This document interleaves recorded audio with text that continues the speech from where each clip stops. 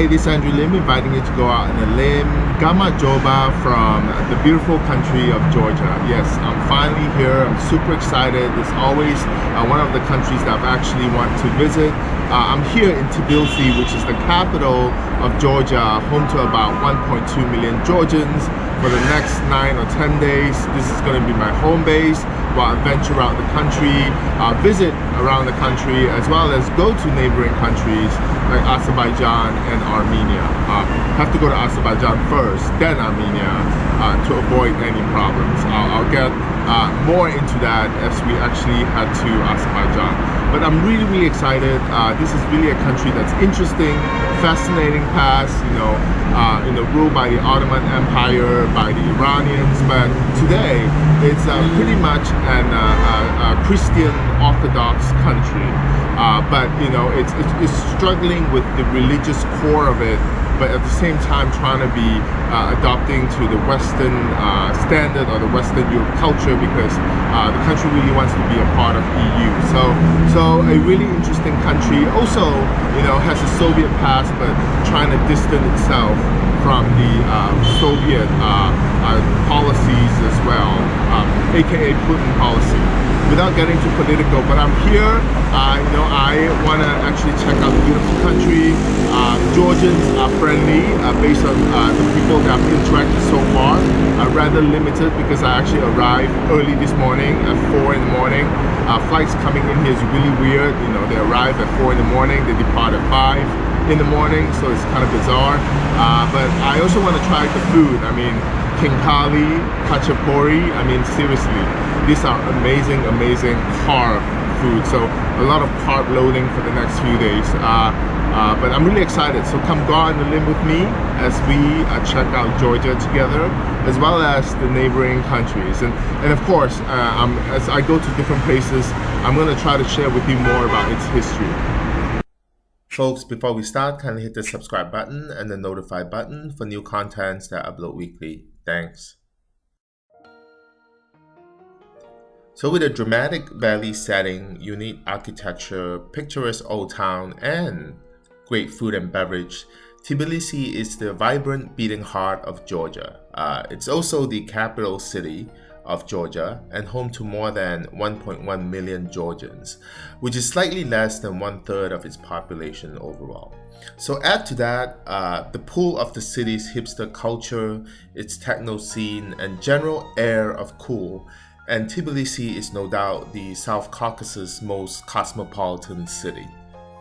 So at first glance, Tbilisi can seem both crowded and chaotic, but many neighborhoods retain a village-like feel with their narrow streets and small shops, while the old town is still redolent of an ancient Eurasian crossroads with its winding lanes, balconied houses, and leafy squares. So we are approaching one of the most photographed landmarks of Tbilisi and a beautiful example of modern architecture, and that is the Bridge of Peace. So built over the Kura River in 2010, this bridge stretches about 150 meters or approximately 490 feet long, connecting old Tbilisi to the new district. By the way, getting around in Tbilisi is easy. So there is the metro that takes you way underground in stations that are still very Soviet style, or you can use Yandex or Bolt app to call for cars, which are really reasonable. So there's no Uber here, guys. Sorry. So we're now in Old Tbilisi, which is a large area known for its snaking lanes and traditional houses. The ancient settlement near Old Tbilisi was created partially because of the development of trade routes as far back as 1 to 2 centuries AD. Now the climatic conditions of Tbilisi, with the main source being warm sulfur waters, is what gave the city its name. The word Tbil or Tbili in Georgian actually means warm. So we have arrived at the oldest church of Tbilisi. It's truly a spiritual place with its ancient stones and faded frescoes. Belongs to the Georgian Orthodox Church and dates from the 6th century. Unfortunately, no photo taking or videotaping inside is allowed. This is one of the most prominent architecture in the city and is the Rezo Marionette Theater. It's actually not a theater with stage performances. That's what's so special about it. The location presents mature puppet performances that's full of depth and meaning, and has gained the respect and recognition of international audiences and critics alike, as well as some tourists. So Tbilisi is no doubt an artistic city. Now, the city is a breeding ground of creativity and art, from street art to those housed in galleries. The eating out culture is also very much alive here, as evidenced by this row of restaurants and bars.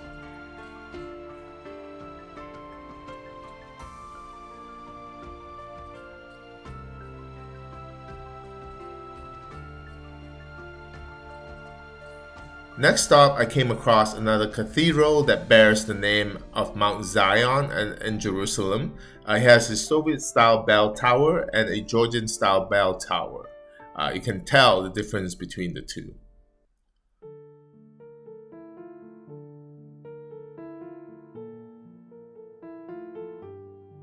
Sadani Street is a small walking street in Tbilisi in the Upper Kala district. It's always been one of the centers of culture and social life here in Tbilisi. It's filled with bars and restaurants. So it's one of the most popular, crowded, interesting, as well as attractive places here for you to visit in Tbilisi. This is the main area under the Narikala Fortress, and it's one of the most photographed areas of the city as well. There's plenty of restaurants, souvenir shops to be found here. You can also find a lot of fresh squeezed juice vendors here, but be wary of this stall. It scams tourists. It will tell you a large cup of fresh squeezed pomegranate juice is about 30 tetri, which is equivalent to 30 cents USD, which seems too good to be true. But after squeezing it and handing you the juice, the lady will say 30 lari, which is equivalent to 12 USD. So be careful, guys. So close to this area, you'll find where all the traditional sulfur baths are located. They are all sourcing to the natural hot springs. Some are fancy with private rooms to rent by a few hours, and some are actually public baths that cost just a few dollars to get in, use the facility, as well as a few dollars for a good old scrub. And of course, when there's a bridge, albeit a small one, people will bring logs and make it a love bridge.